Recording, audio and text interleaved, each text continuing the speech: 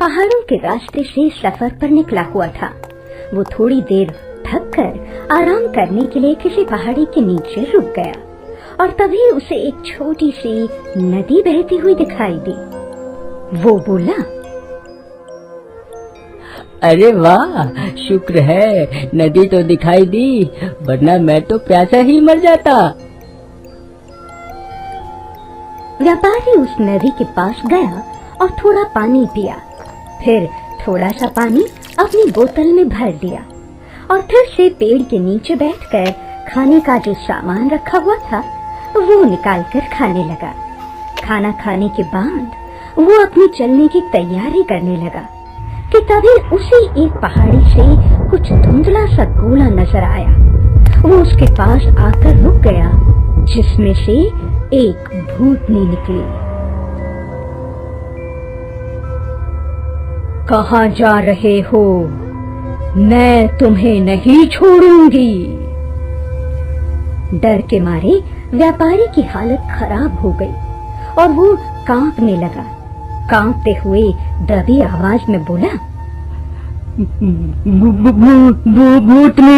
भूतनी, मैंने तुम्हारा क्या बिगाड़ा है? मुझे मत मारो। भूतनी की आंखों से गुस्सा आग की तरह निकल रहा था।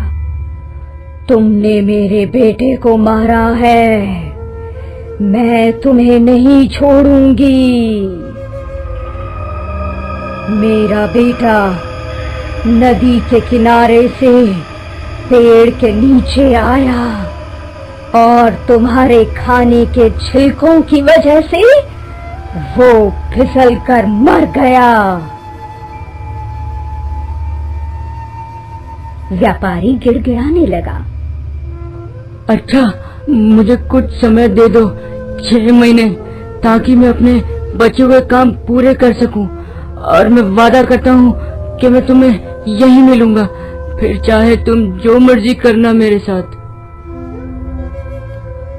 अच्छा, ठीक है, जा, मैं तुझे 6 महीने का समय देती हूँ। जो भी तेरा अधूरा काम है उसे पूरा करके आ, और याद रखना, अगर तूने मुझे धोखा दिया तो मैं तुझे तेरे परिवार के साथ मार दूंगी। इतना कहकर भूतनी गायब हो गई और व्यापारी भी अपने घर को चल दिया। जल्दी से सफर पूरा करके व्यापारी अपने घर पहुंचा।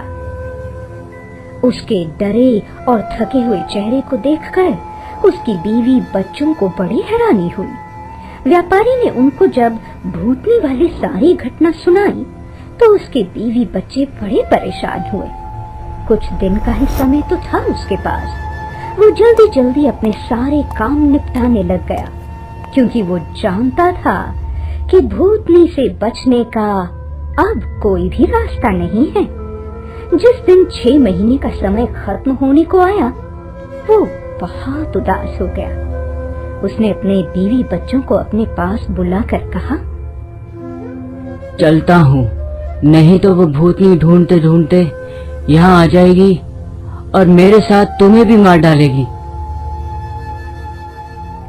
ये बोलकर वो घर से चल दिया और वही पहाड़ी के पास नदी के किनारे जाकर रुक गया। तभी एक बूढ़ी औरत वहाँ आई। उसके साथ साथ एक खरगोश भी चल रहा था।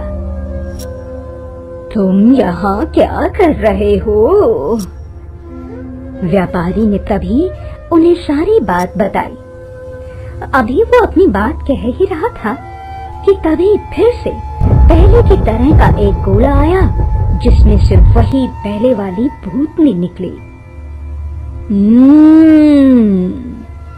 आ गए तुम, अब मैं तुम्हें नहीं छोड़ूंगी, क्योंकि तुमने ही मेरे बेटे को मारा था। अब तुम्हारे 6 महीने का समय पूरा हो गया है। तभी वो बूढ़ी औरत उस भूतनी के पास गई और बोली, आप इस व्यापारी को मत मारो। सुनो, पहले मेरा एक किस्सा सुनो। अगर तुम्हें वो किस्सा पसंद आ गया तब तुम इस व्यापारी को माफ कर देना। भूतनी को किस्सा सुनना बहुत ही पसंद था, इसलिए भूतनी ने हाँ कर दी। ए भूतनी, ये जो खरगोश तुम देख रही हो मेरे साथ, ये वास्तव में मेरा बेटा है। हम दोनों ने एक साथ बहुत सारे साल गुजारे हैं। मेरा बेटा बहुत ही लायक था। फिर मैंने अपने बेटे की शादी की। शादी के बाद जब इसकी पत्नी इसके साथ रहने लगी तो उसे मेरे बेटे का साथ अच्छा नहीं लगा। उसने अपनी जादुई शक्ति से मेरे बेटे को खरगोश बना दिया और कहा कि जब तुम मुझे अपनी सारी जायदाद का मालिक बनाओगी तब मैं तुम्हारे बेटे को इस खरगोश के शरीर से मुक्त करूंगी। ये कहने के बाद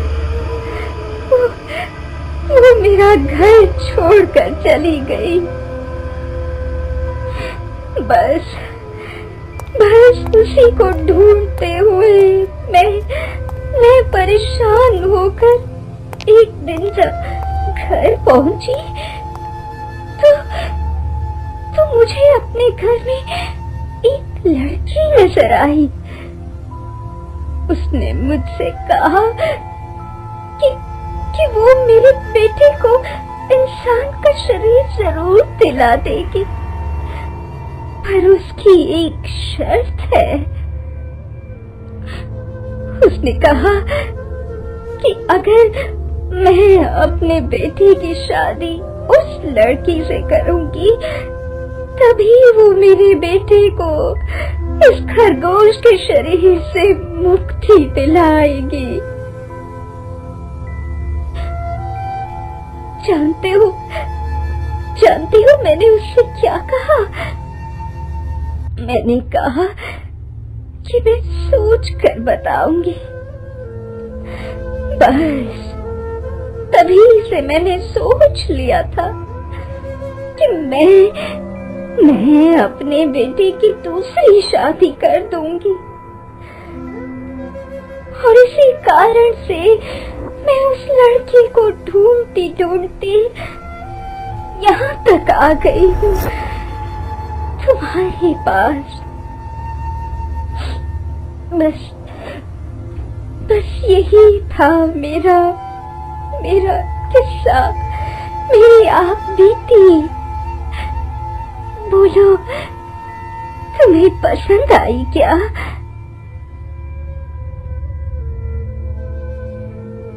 भूतनी को उसका किस्सा बहुत ही अच्छा लगा और उसने उस व्यापारी को माफ भी कर दिया। वो फिर से उस पहाड़ी के ऊपर चली गई। व्यापारी ने उस बुढ़िया को अपने गले से लगाया जिसने उसकी जान बचाई थी। उसने कहा, जब तक तुम्हें वह जादू करने वाली लड़की नहीं मिलती तुम मेरे साथ ही रहना।